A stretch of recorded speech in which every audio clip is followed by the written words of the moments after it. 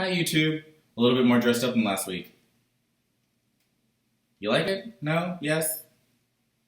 Leave a comment. But this week I thought I would talk about a few do's and don'ts of interviewing. Like I said last week, I am a recruiter during the week.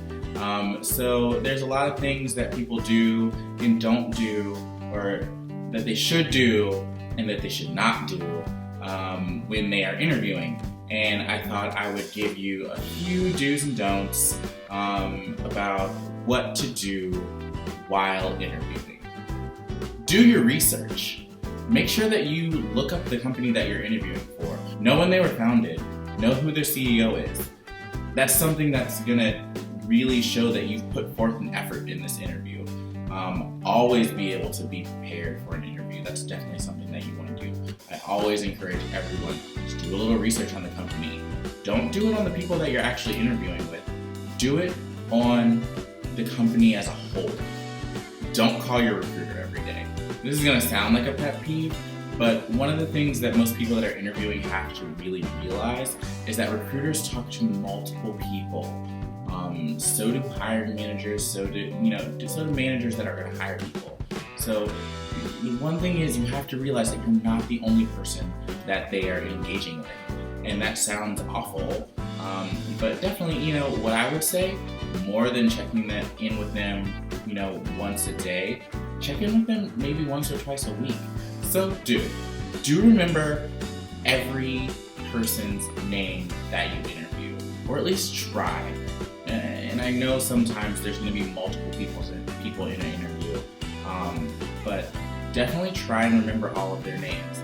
It's a great thing when you're able to really speak to this one person said this, and this person said that.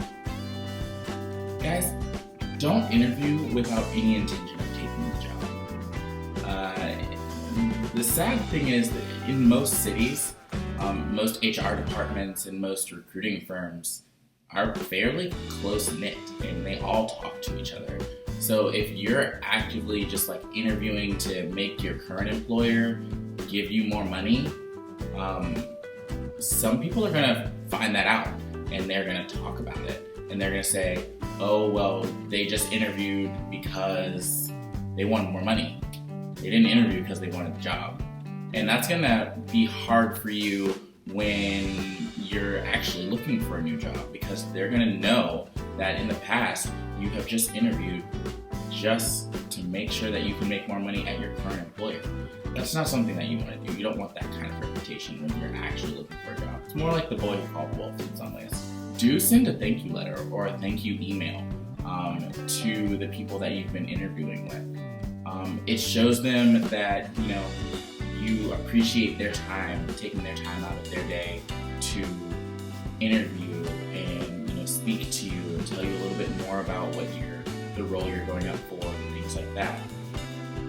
I would definitely always send an email to anyone who I've interviewed with, just saying thank you for your time. I really appreciated I appreciated the information and the insight into both the company and the role that I'm interviewing for.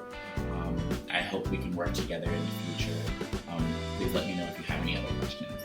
It's a great, short and sweet thing that you can really do to make sure that you set yourself apart from someone else.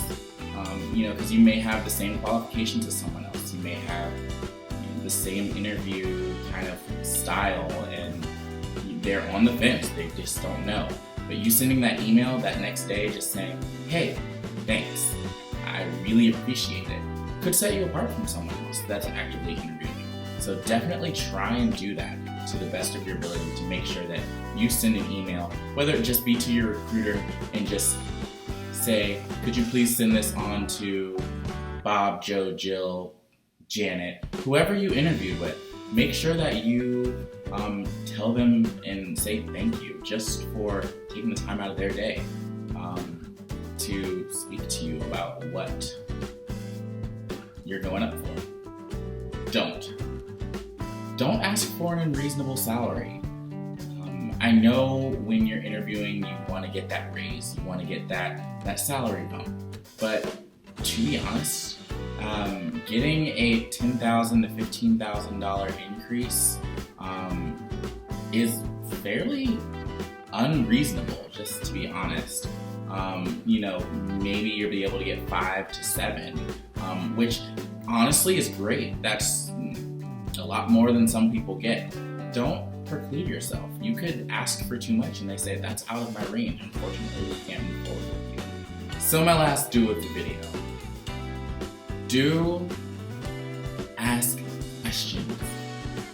Again, like I said before, it shows that you are actively listening. You're actively prepared for the interview.